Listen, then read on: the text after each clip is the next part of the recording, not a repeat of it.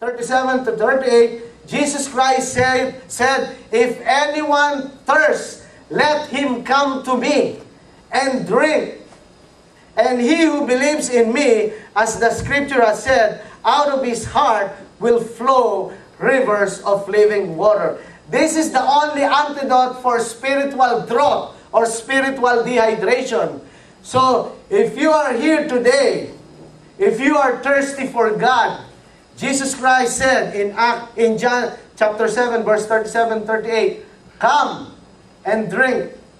If you are not anymore thirsty for God, if you might think that you are already in spiritual dehydration, this is the right time to come to the Lord Jesus Christ. And let us pray. Remember, when Peter had the maid and the great comeback, he was filled with the Holy Spirit.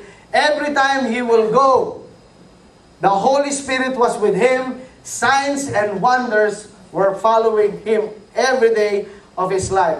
The altar is open today for us. For those of you who are thirsty for God, let Him come. For those of you who are not anymore thirsty for God, let Him come. I am not inviting you to come. Jesus Christ said here in John chapter 7, I'm just reading His word. It says here, "If anyone thirsts, let him come."